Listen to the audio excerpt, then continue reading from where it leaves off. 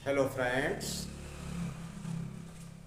आज हम आपको फिजिकल केमिस्ट्री में मतलब भौतिकी रसायन में लेसन नंबर 4 रासायनिक बलगतिकी के बारे में बताएंगे। देखें जरा, रासायनिक बलगतिकी। रासायनिक बलगतिकी। रासायनिक है और बलगतिकी। रासायनिक का क्या मतलब होता है और बलगतिकी का क्या मतलब होता है?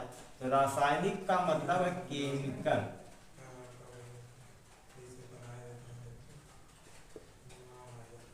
और बलगतिकी का मतलब होता है काइनेटिक्स। रासायनिक बलगतिकी का मतलब है केमिकल काइनेटिक्स। यह फिजिकल केमिस्ट्री का 4th लेसन है और केमिकल काइनेटिक्स में इसका मतलब यह होता है कि कहीं ना कहीं केमिकल काइनेटिक्स जो है यह स्पीड से रिलेटेड है। बच्चों, इस पर हम ध्यान देंगे कि जो केमिकल काइनेटिक्स है यह हमारा किससे रिलेटेड है? वेग से रिलेटेड है, मतलब स्पीड से रिलेटेड है। तो इसमें हम अध्ययन किसका करेंगे? सबसे पहले देखते हैं अभिक्रिया का वेग।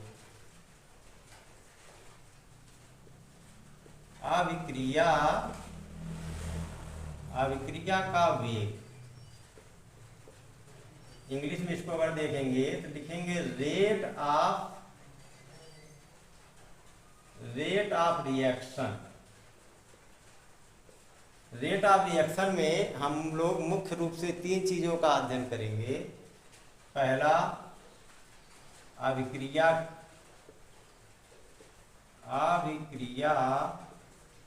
का औसत वेग। अभिक्रिया का औसत वेग। दूसरा, अभिक्रिया की क्रियाविधि। अभिक्रिया की क्रियाविधि।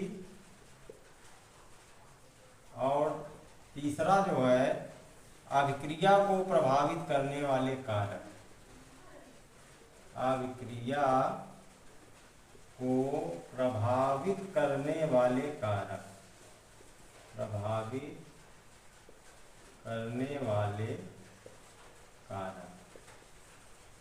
बच्चों, अभिक्रिया का वेग से रिलेटेड है अभिक्रिया का औसत वेग।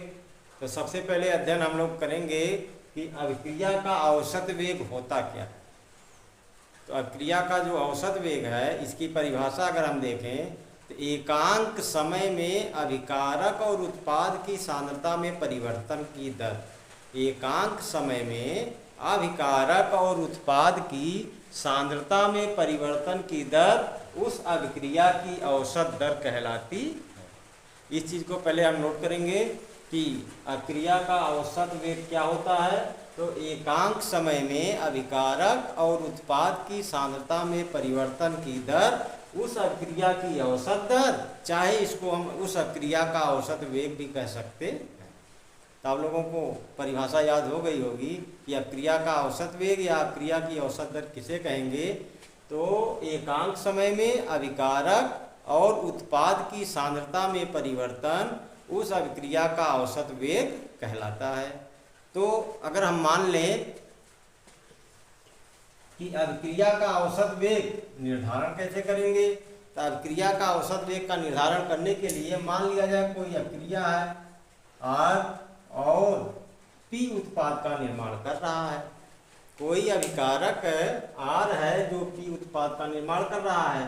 तो अब इसके अभिक्रिया के वेग में परिवर्तन हो क्या रहा है, इसको जानना जरूरी है। तो सबसे पहले हम मानेंगे समय। अगर t बराबर 0 हो, t बराबर 0 का मतलब होता है कि जब हम रिएक्टेंट या पदार्थ को केवल मिक्स करते हैं, जब पदार्थ को मिक्स किया जाता है उस समय की जो टाइमिंग होती है वह जो 0 होती है।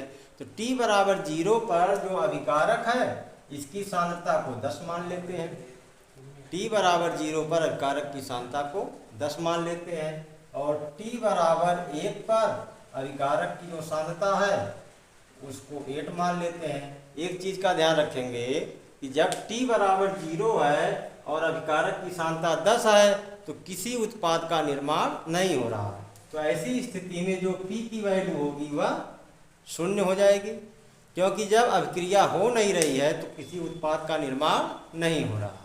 ऐसी स्थिति में जब T बराबर 0 है तो अभिकारक की सांद्रता को 10 मान लिया गया और जो प्रोडक्ट है कोई प्रोडक्ट नहीं बना, इसलिए इसका मान, इसकी वैल्यू 0 हो गई। T बराबर जब 1 है तो अभिकारक जो है इसकी सांद्रता घटकर 8 हो रही है, तो जो प्रोडक्ट है मान लिया जाए कि इसकी सांद्रता 2 हो जाती है। इसी प्रकार T बराबर 3 पर जो अभिकारक है इसकी सांद्रता 6 हो जा रही है, तो इसका प्रोडक्ट की सांद्रता 4 हो जाती है। T बराबर 4 पर जो अभिकारक है इसकी सांद्रता 4 हो जा रही है, तो इसकी सांद्रता 6 हो जा रही है। तो अब इसके बारे में कि अभिक्रिया के वेग में परिवर्तन हो क्या रहा है, सबसे मेन पॉइंट यह है कि अभिकारक अभिक्रिया का जो औसत वेग है इसकी परिभाषा की अभिकारक और उत्पाद की सांद्रता में परिवर्तन। तो अभिकारक और उत्पाद की सांद्रता में परिवर्तन हो कैसे रहा है, इस चीज़ की गणना हम कैसे कर पाएंगे। तो यहाँ पर देखेंगे कि अभिक्रिया का वेग, अभिक्रिया का वेग अगर इसकी गणना करनी है तो हम लिख सकते हैं कि अभिकारक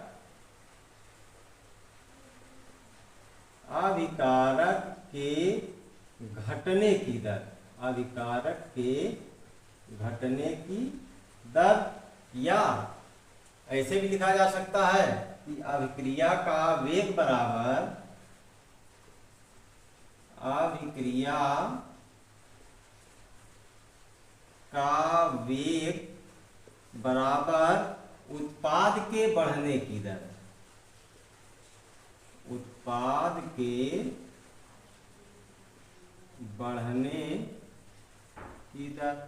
दोनों स्थिति में हम अभिक्रिया के वेग का निर्धारण कर सकते हैं कि अभिक्रिया का वेग बराबर अभिकारक के घटने की दर या अभिक्रिया का वेग बराबर उत्पाद के बढ़ने की दर। तो पहले अभिकारक के घटने की दर का निर्धारण कैसे करेंगे। देखा जाए कि जब T बराबर 0 था, मतलब टाइमिंग शून्य था, केवल हम अभिकारक को मिक्स किए हुए थे, ऐसी स्थिति में T की वैल्यू क्या है, 0। तो जो T बराबर 0 है ऐसी स्थिति में अभिकारक की सांद्रता क्या है, 10 है। और हम यहाँ एक चीज और मान लेते हैं समय के लिए कि T बराबर 0 से 2 सेकंड तक, T बराबर 0 से 2 सेकंड तक। तो T बराबर 0 पर अभिकारक की सांद्रता 10 है और T बराबर 2 पर अभिकारक की सांद्रता 6 है। तो इसको हम कहेंगे कि अभिक्रिया का जो वेग हो जाएगा, कहने का मतलब ये हो गया कि डेल्टा आर और 5 हो जाएगा समय डेल्टा टी, क्योंकि जो अभिकारक है यह हमारा आर है और डेल्टा क्यों लगाते हैं, क्योंकि सांद्रता है, इसलिए यहाँ पर इसको ब्रैकेट में कर देंगे डेल्टा आर और बटे डेल्टा टी।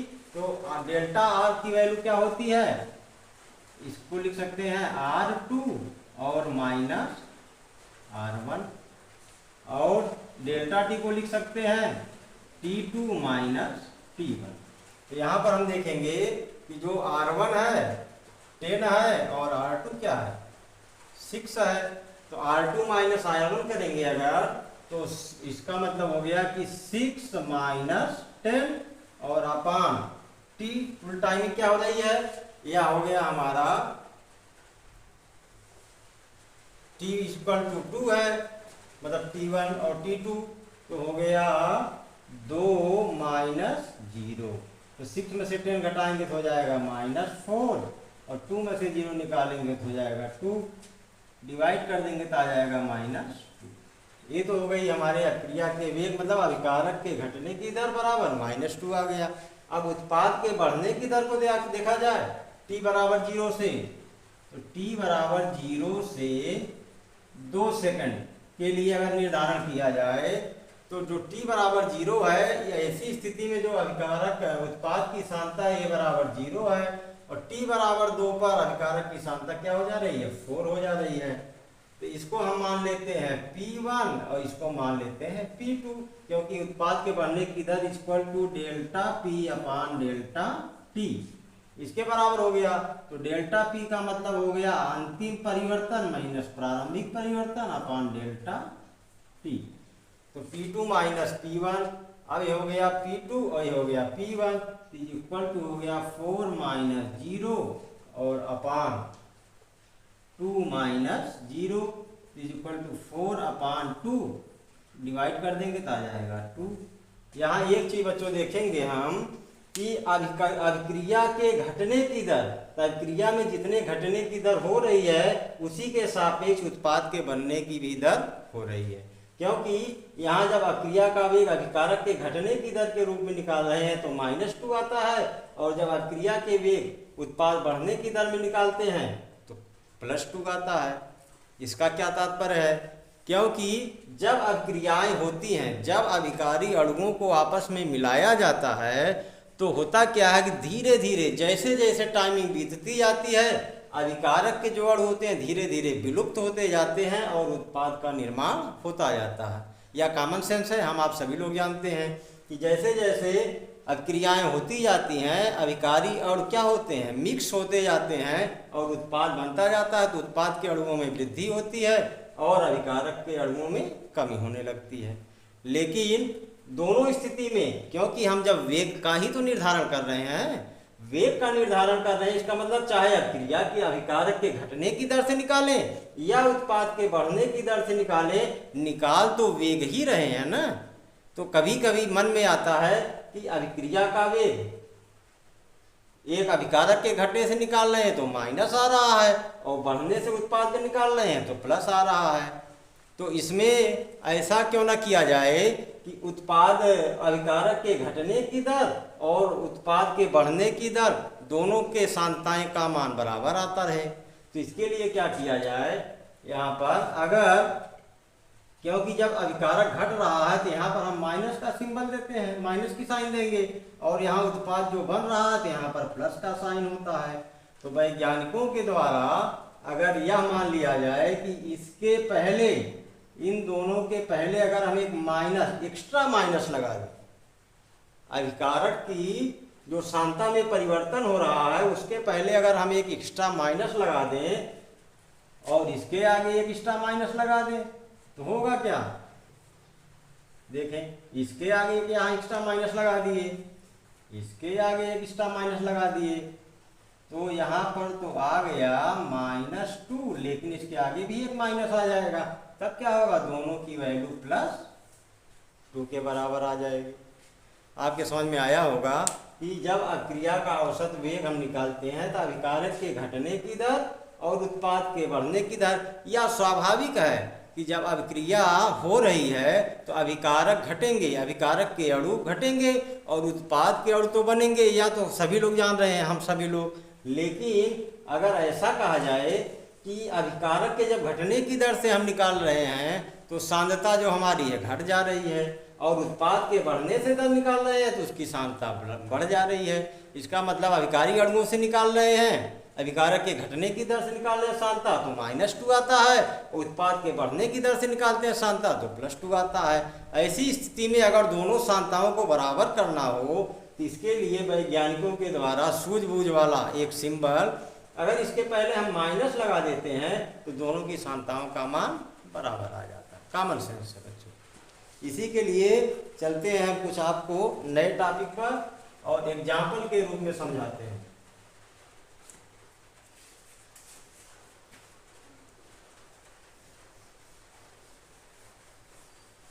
देखा जाए यहाँ पर, जैसे कोई एक एग्जाम्पल लिया जाए तो ज़्यादा बेटर पड़ेगा और हम लोग के समझ में भी खूब अच्छी तरह से आ जाएगा। तो सबसे पहले जैसे मान लिया जाए कोई एक अभिक्रिया हो रही है A + B और उत्पाद बन रहे हैं C + D। इसमें A और B क्या है आप समझ रहे हैं, अभिकारक है, और C और D क्या है, उत्पाद है। अगर हमको कोई ऐसा रिएक्शन मिल जाए कि जैसे लिखा हुआ है ए बी अभिकारी पदार्थ है, इनसे सी डी का उत्पाद का निर्माण हो रहा है, हमसे यह पूछा जाए कि इसमें अभिक्रिया का वेग का निर्धारण कैसे करेंगे। तो अगर अभिक्रिया के वेग का निर्धारण करना हो तो या तो हम अभिकारी पदार्थों से निकाल लें, चाहे उत्पाद से निकाल लें। तो अभिकारी पदार्थों से अगर निकालना हो, अभिकारी पदार्थों, चाहे इसको अभिकारा भी कह सकते हैं, तो अभिक्रिया का वेग, अभिक्रिया का वेग बराबर डेल्टा ब्रैकेट में कैपिटल ए, मतलब कैपिटल ए के अभिकारक ए के सांता में परिवर्तन और बटे समय परिवर्तन डेल्टा टी हो गया। इसी प्रकार अगर वेग अभिकारक बी का निकालना हो तो ब्रैकेट में डेल्टा बी अपान, इसको डेल्टा के रूप में लिख देंगे, अपान डेल्टा टी। उत्पाद हो, उत्पाद सी का निकालना हो तो बराबर हो जाएगा ब्रैकेट में सी, बाहर डेल्टा लगा देंगे, अपान डेल्टा टी। या डी का निकालना हो, वेग अभिक्रिया का वेग इक्वल टू हो जाएगा डेल्टा डी अपान डेल्टा टी। ये चीज तो हम देख रहे हैं कि अभिकारक और उत्पाद से अभिक्रिया के वेग का तो निर्धारण कर रहे हैं, लेकिन होना क्या चाहिए कि अभिकारक की सांद्रता क्या हो रही है, घट रही है, और उत्पाद की सांद्रता क्या हो रही है, बढ़ रही है। तो ऐसी स्थिति में हम क्या करेंगे, यहाँ माइनस का साइन कर देंगे, यहाँ भी माइनस साइन कर देंगे। ये क्योंकि ए और बी क्या है, अभिकारक है, ए बी अभिकारक है, तो इनकी साइन में क्या होगा, परिवर्तन होगा, तो माइनस साइन कर देंगे। और उत्पाद बन रहा है, वृद्धि हो रही, तो यहाँ पर प्लस का साइन कर देंगे, जिससे हम किसी भी रासायनिक अभिक्रिया में अभिक्रिया के वेग का निर्धारण इस टॉपिक के द्वारा, इस मेथड के द्वारा आसानी पूर्वक निकाल सकते हैं। चाहे अभिकारक ए बी के रूप में अभिक्रिया का वेग निकालना हो, चाहे उत्पाद सी और डी के रूप में निकालना हो। बच्चों, इस तरह से हम लोग के लगभग समझ में आया होगा कि अभिक्रिया का वेग का निर्धारण हम कैसे कर पाएंगे। एक और देखा जाए क्वेश्चन के रूप में,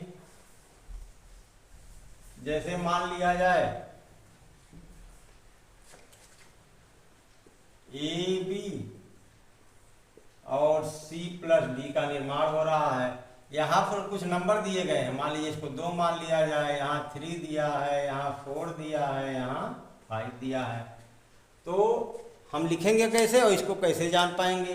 यहाँ सबसे पहले देखेंगे कि जो हमारा अभिकारी पदार्थ है, मतलब अभिकारक है, अभिकारक क्या है, ए और बी है। इसमें उत्पाद कौन है, सी और डी है। तो ए भी अभिकारक है और सी डी उत्पाद है। जो नंबर दिया हुआ 2, 3, 4, 5 ये क्या है, स्टाइकियोमीटरी गुणांक है, स्टाइकियोमीटरी गुणांक है, या इसको हिंदी में रस समीकरण मिति कहते हैं, रस समीकरण मिति गुणांक। ऐसी स्थिति में अगर अभिक्रिया दी हुई है, इसके वेग का निर्धारण कैसे करेंगे, प्रश्न ये भी आता है। तो हम अभिकारक के रूप में अगर निकालते हैं अभिक्रिया का वेग, अभिकारक से अगर अभिक्रिया का वेग निकालते हैं, जैसे कि अभी हमने आपको बताया अभिक्रिया का वेग, इसका मतलब हो गया अगर अभिकारक ए है तो अभिकारक ए की सांद्रता में परिवर्तन मतलब डेल्टा लगा दिया, और सांद्रता है तो ब्रैकेट कर दिया, अपान समय मतलब डेल्टा टी हो गया। बी है, दूसरा अभिकारक बी है, अगर इसके वेग का निर्धारण हमको करना हो तो लिख इसी प्रकार लिख देंगे delta B upon delta T. ये तो अभिकारी पदार्थों के लिए हो गया। इसके पहले हम इक्वल टू माइनस का सिंबल लगाना ना भूलें, क्योंकि इसकी सांद्रता क्या हो रही है, घट रही है, तो माइनस का चिन्ह लगा देंगे।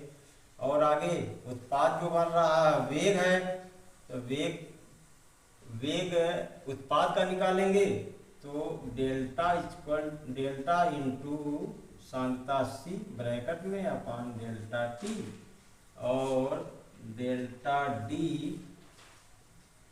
अपान डेल्टा T। देखेंगे कि अभिकारक जो है इनकी सांद्रताएं घट रही है तो यहाँ पर तो माइनस का चिन्ह लगा दिए, लेकिन जो उत्पाद है यहाँ पर क्या करेंगे, साइन कौन सा लगाएंगे, प्लस का साइन लगाएंगे। क्यों? क्योंकि उत्पाद की सांद्रता में वृद्धि हो रही है, उत्पाद की सांद्रता बढ़ रही है तो प्लस का साइन हो गया। यहाँ तक तो हमारे समझ में आ गया होगा।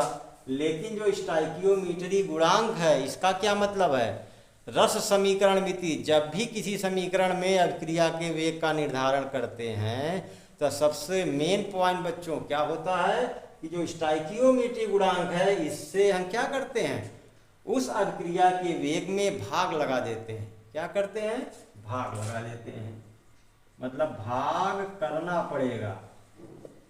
इसका मतलब क्या हो गया कि भाग करना पड़ेगा। भाग कैसे करेंगे, जैसे अभिक्रिया का वेग क्या है, delta A upon delta T. ए के रूप में क्या है इसका स्टाइकियोमीट्री गुणांक, एक है, दो है, सारी तो इसके डिवाइड कर देंगे 1/2। बी का है 3 है तो 1/3, सी का है 4 है तो 1/4, डी है तो इसका हो जाएगा 1/5। 5 से हम इसको क्या करेंगे, डिवाइड कर देंगे। तो यह हमारे जो अभिकारी पदार्थ है चाहे उत्पाद है, इनकी सांद्रताओं का निर्धारण अभिक्रिया के वेग के रूप में कैसे करेंगे, जिसको हम लोगों ने समझ लिया।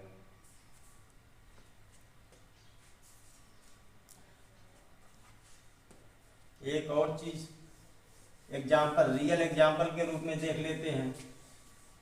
जैसे मान लिया जाए कोई एक अभिकारी पदार्थ है, जैसे हम सभी लोगों ने खूब पढ़ा ये रिएक्शन N2 + H2 क्या बनाता है, अमोनिया गैस बना देती है, अमोनिया गैस बनाती है। तो हम सभी लोग जानते हैं कि जब भी समीकरण को लिखा जाता है तो बैलेंस रूप में, संतुलित रूप में लिखा जाता है। तो संतुलित करने के लिए आप लोग सभी लोग जान ही रहे हैं, जैसे यहाँ नाइट्रोजन के 2 परमाणु हैं और यहाँ पर 1 है, तो यहाँ पर हम 2 से क्या करेंगे, मल्टीप्लाई कर देंगे। 2n तो हो गया N2, लेकिन 2 3 6 है तो यहाँ 3 से मल्टीप्लाई कर देंगे।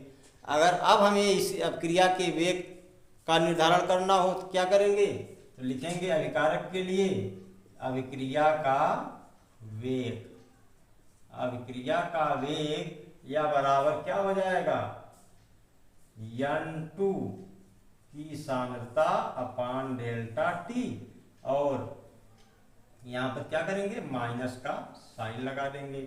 इसका स्टाइकियोमीट्री गुणांक क्या है, 1 है। अगर भाग लगाना चाहें तो 1 से डिवाइड कर सकते हैं। H2 के लिए निकालना हो अभिक्रिया का वेग, तो अभिक्रिया का वेग इससे निकालना हो लिख देंगे H2 की सांद्रता में परिवर्तन बटे समय अंतराल डेल्टा टी। यहाँ पर 3 है तो इसको 1/3 से क्या करेंगे, डिवाइड कर देंगे। लेकिन अभिकारी पदार्थ इसके पहले यहाँ माइनस का चिन्ह लगा देंगे।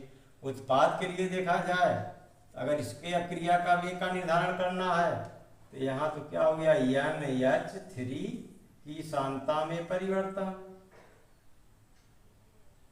सारी यहाँ डेल्टा लगाना हम लोग भूल गए, NH3 की सांद्रता में परिवर्तन बटे समय अंतराल डेल्टा टी। तो यह उत्पाद है, उत्पाद के पास क्या करेंगे, हम प्लस का साइन लगाएंगे और इसका स्टाइकियोमीट्री गुणांक क्या हो रहा है, 1/2 से डिवाइड कर देंगे। तो इस प्रकार से हम लोग अभिक्रिया के वेग का निर्धारण आसानी पूर्वक, कोई भी समीकरण दिया हो तो इसका निर्धारण इस सूत्र की सहायता से कर सकते हैं। इसी पर एक क्वेश्चन देख लिया जाए जरा।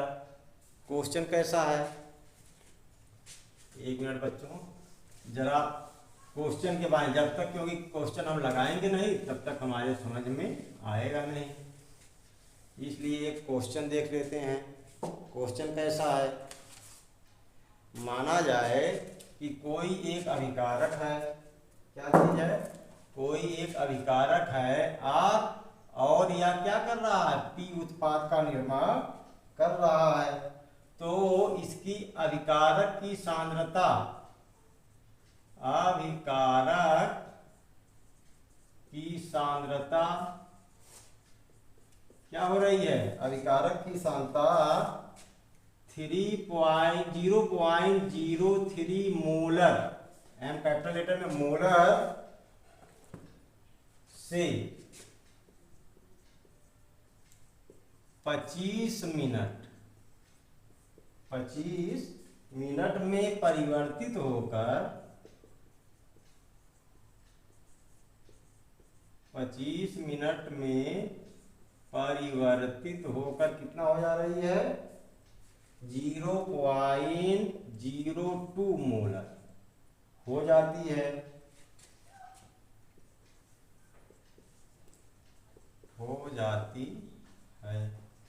तो औसत वेग की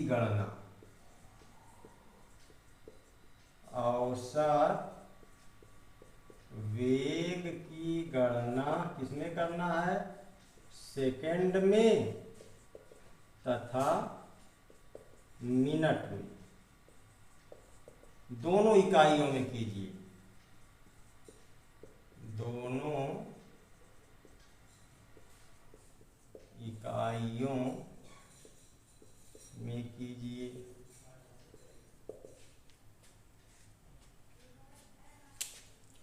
देखेंगे बच्चों, एक प्रश्न मिला है हम लोगों को।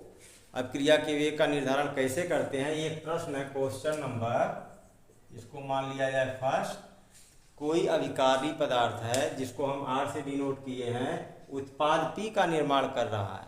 मतलब R जो है P में कन्वर्ट हो रहा है। ऐसी स्थिति में जो R है अभिकारी पदार्थ या अभिकारक, इसकी सांद्रता क्या थी? 0.03 m था, मोलर था। और टाइम कितना ले रहा? 25 मिनट में परिवर्तित होकर 0.02 मोल हो जा रहा है। तो ऐसी स्थिति में अब क्रिया के वेग की गणना करना है। क्रिया का वेग का गणना किसमें? सेकंड में भी करना है और मिनट में, दोनों करना है। तो ऐसी स्थिति में क्या करेंगे? सबसे पहले अभिक्रिया की जो अभिकारक है इसकी प्रारंभिक सांद्रता हम देख लें। यहाँ हल लिख देते हैं, सॉल्यूशन। अभिकारक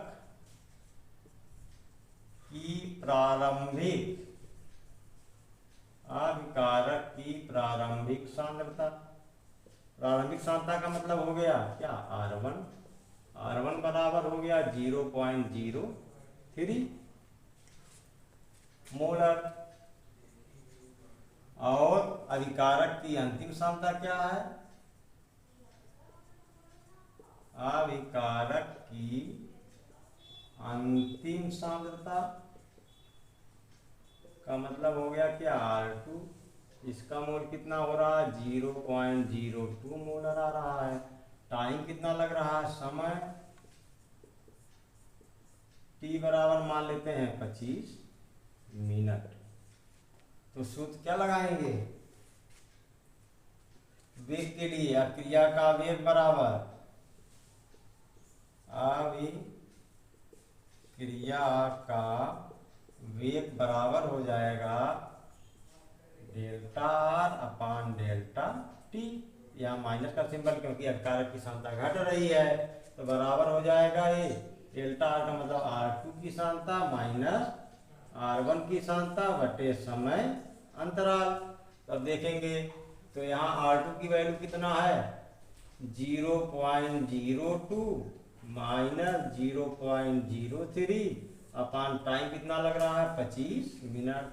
तो घटा देंगे दोनों में से, तो आ जाएगा 0, माइनस में आएगा 0.01 अपान 25। यह क्या आ गया? माइनस में आया 0.01 अपान 25 मोलर मिनट इनवर्स। एक वैल्यू तो ये आ गई। अगर इसी को हमें सेकंड में भी चेंज करना हो तो सेकंड के लिए क्या करेंगे? सेकंड के लिए बस इतना ही कि माइनस जो है 0.01। एक चीज यहाँ भूल गए हम लोग, यहाँ R2 हो गया माइनस, तो यहाँ पर भी ब्रैकेट में आ जाएगा, यहाँ माइनस लग जाएगा। इसकी भी वैल्यू हो गई। यहाँ देखेंगे यहाँ माइनस, क्योंकि अभिकारक की सांद्रता से ध्यान नहीं दिया गया। अभिकारक की सांद्रता माइनस में है तो इसके पहले एक माइनस का साइन लगा देंगे। इसके भी पहले एक माइनस का साइन लगा देंगे, माइनस माइनस प्लस हो जाएगा, तो बराबर आ जाएगा 0.01/25 मोलर पर मिनट इनवर्स। और ये हो गया 0.01/25 इंटू 60 कर दें, ये जो वैल्यू आ जाएगी मोलर सेकेंड इनवर्स। बच्चों दोनों आंसर निकल गया, एक आंसर ये आ गया और एक आंसर हमारा ये आ गया। लेकिन ध्यान देंगे एक चीज यहाँ पर हम लोगों ने ध्यान नहीं दिया कि यह क्रिया के वेग का निर्धारण जब कर रहे हैं तब कारक की सांद्रता क्या हो रही है, घट रही है। घट रही तो यहाँ पर माइनस का साइन लगाएंगे। इसके पहले हमको यहाँ भी इसको क्या करना चाहिए था, ब्रैकेट करके यहाँ माइनस का साइन लगा देना चाहिए, और यहाँ भी एक माइनस का साइन लग गया। तो अब माइनस माइनस की वैल्यू क्या हो गई, प्लस में आ गई। इतना मोलर इनवर्स हो गया। आप कैलकुलेट कर लेंगे आगे, और इसका भी निकालेंगे सेकंड के लिए, तो 0.01/25 इंटू 60 कर देंगे, इसकी वैल्यू सेकंड में निर्धारित हो जाएगी। तो यहाँ हम लोग इस वीडियो में देख रहे हैं कि अभिक्रिया का वेग, कि अभिक्रिया के वेग में अभिक्रिया का औसत वेग किसे कहेंगे। एकांक समय में अभिकारक और उत्पाद की सांद्रता में परिवर्तन उस अभिक्रिया का वेग कहलाता है। अभिक्रिया के वेग का निर्धारण किया गया, कैसे किया गया, यह चीज़ हमने आपको बता दिया। ठीक है बच्चों, थैंक यू।